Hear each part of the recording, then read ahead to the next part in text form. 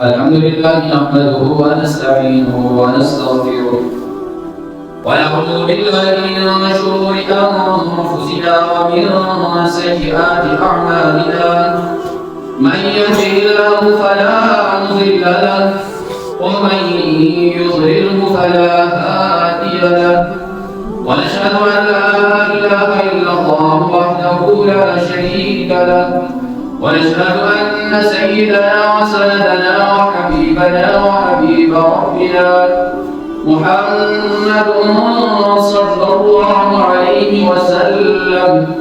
أما بعد فأعوذ بالله من الشيطان الرجيم. بسم الله الرحمن الرحيم.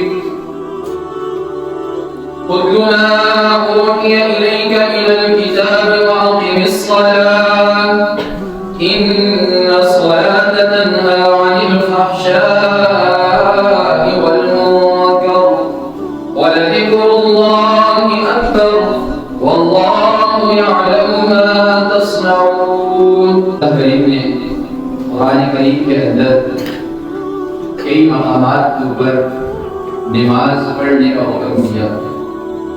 کئی احکامات اللہ نے قرآن میں بیان کیے، لیکن کسی حکم کو اتنی تاکید کے ساتھ عبادات میں سے نہیں بیان کیا جتنا کہ اللہ نے نماز کا بیان کیا. ایک مرتبہ نہیں، کئی مرتبہ اللہ نے قرآن میں 20 مرتبہ فرمایا وَأَقِیمُوا الصَّلَاةَ. لوگوں نماز کو قائم کرو، اللہ کی طرف آ جاؤ، نماز کو نہ چھوڑو. اس کی وجہ کیا ہے کہ 5 مرتبہ اللہ بلاتے ہیں لوگوں کو اپنی طرف. وجہ کیا ہے؟ وجہ یہ ہے کہ اللہ ہر مرتبہ انسان کو اپنی طرف بلا کر اس چیز کی یاد دہانی کرواتے ہیں کہ اے بندے تو میرا ہے. جن جگہوں میں تو جا رہا ہے، جس دنیا کے اندر تو لگا ہوا ہے، تو اس دنیا کا نہیں ہے، تو میرا ہے. میں نے تجھے بنایا، میں ہی تجھے پال رہا ہوں، میری طرف ہی تو واپس آئے گا، تو کسی اور کا نہیں، تو میرا ہی ہے. بار بار یہ اعلان کیا جاتا ہے حی علی الصلاۃ حی علی الفلاح کہ لوگوں آؤ نماز کی طرف. صرف اور صرف نماز کسی چیز کا نام ہے کہ اللہ کے ساتھ بندہ ملاقات کے لیے ہے. یہ کوئی عجیب چیز نہیں ہے. نماز صرف اور صرف یہ اللہ کے ساتھ ملاقات ہوتی ہے. انسان اللہ کے ساتھ باتیں کرتا ہے نماز کے اندر. یہ نماز ہے، یہ کوئی عجیب چیز نہیں. 2 چیزوں پر قرآن کے اندر بہت زور دیا گیا ہے. ایک ما انزل الیک، جو کچھ اتارا گیا ہے، یعنی قرآن کریم، یعنی قرآن کی طرف لوگوں آ جاؤ. کیا مطلب؟ جو کچھ احکامات قرآن میں بیان کیے گئے ہیں لوگوں ان کی طرف آؤ، ان کو اپنی زندگیوں کے اندر لاؤ، انہی کے مطابق عمل کرو، اس قرآن کی مخالفت مت کرو. اور دوسری چیز کیا تھی؟ نماز کی. 2 چیزیں ایسی ہیں قرآن کے اندر، ایک کے اوپر بہت ہی زیادہ زور دیا گیا ہے. اللہ قرآن میں فرماتے ہیں اتل ما اوحی الیک من الکتاب واقم الصلاۃ. اے پیغمبر آپ تلاوت کیجئے، آپ پڑھیے ما اوحی الیک، جو کچھ وحی کی جاتی ہے آپ کی طرف، یعنی قرآن کریم. آپ خود بھی پڑھیے اور پڑھ کر آپ لوگوں کو بھی سنائیے، خود بھی زندگی کے اندر اس قرآن کو لائیے، لوگوں کو بھی پڑھ کر سنائیے. وَأَقِمِ الصَّلَاةَ، اور ساتھ نماز کو قائم کریں. یہ حکم قرآن کے اندر آیا ہے. اور نماز کے بارے میں اللہ خود فرماتے ہیں یا ایھا الذین آمنوا استعینوا بالصبر والصلاۃ. اے ایمان والو اللہ سے مدد مانگو. اور مدد کیسے آئے گی؟ 2 چیزیں ہیں. ایک آپ تکالیف کے اوپر صبر کریں گے اور دوسرا نماز کو قائم کریں گے. کوئی کام ایسا نہیں ہے کہ آپ نماز ادا کریں وہ کام آپ کا نہ ہو، ہاں لیکن کام آپ کا ہو اور سچے دل سے آپ اللہ کو پکاریں، نماز ادا کریں. ہوتا نہیں کہ آپ کا کام نہ ہو، آپ کا کام ضرور ہوگا. اور اسی طریقے سے رسول اللہ صلی اللہ علیہ وسلم کی احادیث مبارکہ کو اگر آپ دیکھیے تو رسول اللہ صلی اللہ علیہ وسلم نے سب قسم کے فرامین ارشاد فرمائے. رسول اللہ صلی اللہ علیہ وسلم نے بھی یہاں تک فرما دیا کہ الفرق بین العبد والکفر ترک الصلاۃ، کہ بندے اور کفر کے درمیان جو فرق کرنے والی چیز ہے، یہ بندہ مسلمان ہے یا کافر ہے، فرق کیسے محسوس ہوگا؟ فرمایا ترک الصلاۃ، وہ نماز کی چھوڑنے کا ہے.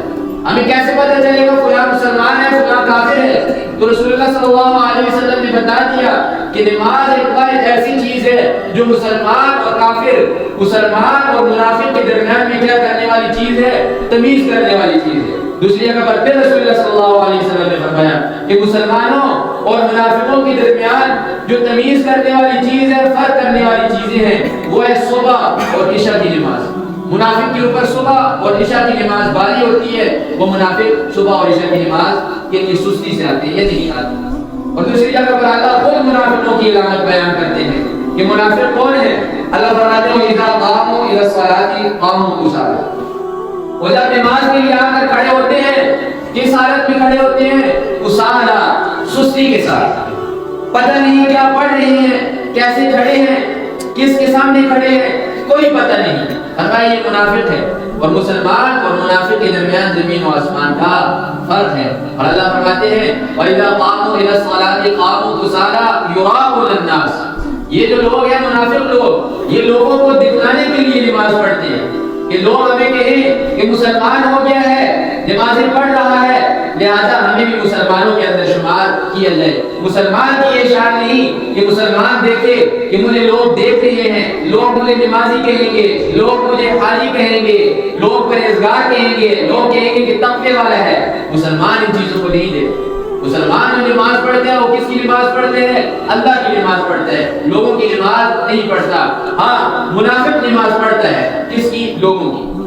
منافق یہ کہتا ہے کہ دیکھنے والا کہے مجھے یہ نمازی ہے، مسلمان کا یہ کام نہیں۔ اور دوسری چیز، یہ حکم صرف لوگوں کو ہی نہیں، یہ نماز کا حکم انبیاء کو بھی دیا ہوا ہے۔ انبیاء کے لیے بھی نماز معاف نہیں تھی، نبیوں کو بھی اللہ نے حکم دیا کہ آپ نے کیا کرنی ہے؟ نماز ادا کرنی ہے۔ وَأَمُرْ أَهْلَكَ بِالصَّلَاةِ وَاصْطَبِرْ عَلَيْهَا، کہ اے پیغمبر آپ حکم کیجئے لوگوں کو اس چیز کا، نماز، وَاصْطَبِرْ عَلَيْهَا، اور آپ نے کیا کرنا ہے؟ اس کے اوپر ثابت قدمی رکھنی ہے۔ یہ نہیں کہ ایک مرتبہ نماز پڑھی، پھر مرضی جب آئی مہینے بعد، سال بعد یا ہفتے بعد دل چاہا آیا، ایک نماز پڑھی، دو نمازیں پڑھی، چلا گیا۔ فرمایا نہیں، وَاصْطَبِرْ عَلَيْهَا، آپ نے اس کے اوپر استقامت رکھنی ہے، مضبوطی کے ساتھ رہنا ہے، ہمیشہ آپ نے نماز پڑھنی ہے۔ کب تک پڑھنی ہے؟ فرمایا وَاعْبُدْ رَبَّكَ حَتَّى يَأْتِيَكَ الْيَقِينُ، نماز پیغمبر آپ نے تب تک پڑھنی ہے جب تک کہ آپ کے اوپر موت نہیں آ جاتی۔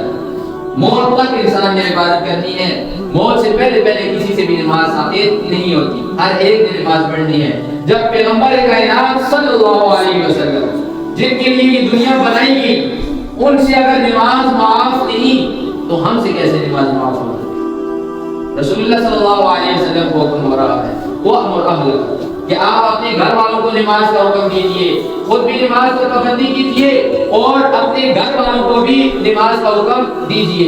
حضرت عائشہ رضی اللہ تعالی عنہا خود فرماتی ہیں کہ رسول اللہ صلی اللہ علیہ وسلم ہمارے ساتھ گھر کے اندر ہوتے تو ہمارے گھر کے کاموں کے اندر ہاتھ بٹاتے وغیرہ، بیویوں کے ساتھ بات چیت کرتے، جو گھر کے بچے ہوتے ہیں ان کے ساتھ بات چیت کرتے، لیکن جیسے ہی مؤذن کی اذان کانوں کے اندر پڑ دی تو رسول اکرم صلی اللہ علیہ وسلم ایسے ہو جاتے جیسے کہ وہ ہمیں جانتے ہی نہیں۔ یہ حضرت عائشہ کو فرماتی ہے نماز کا جب وقت آ جاتا ہے رسول اللہ صلی اللہ علیہ وسلم کی حالت ایسے ہوتی کہ جیسے رسول اللہ اپنے گھر والوں کو جانتے ہی نہیں، اور میں فوراً نماز کی تیاری کے اندر لگ جاتے ہیں۔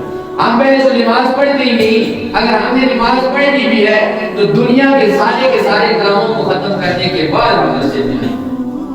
پہلے دیکھیں گے کسی جگہ جانا تو نہیں، کوئی کام تو ہمارا نہیں رہ گیا، سارے کے سارے دنیا کے کام ختم کریں گے، اس کے بعد مسجد کے اندر آئیں گے۔ اگر چھوٹا سا بھی کوئی کام ہے، باہر سے آ کر کوئی بچہ ہی ہمیں بلا دیتا ہے کہ آپ کو گھر کے اندر بلا لیں، پھر ہم نے اس کام کو اہمیت دینی ہے، نماز تو بعد میں بھی پڑھ لیں گے، نماز کی ہمارے یہاں کوئی اہمیت نہیں۔ حالانکہ رسول اکرم صلی اللہ علیہ وسلم ایسے عمل بناتے تھے اپنی گویا کہ گھر والوں کو جانتے ہی نہیں۔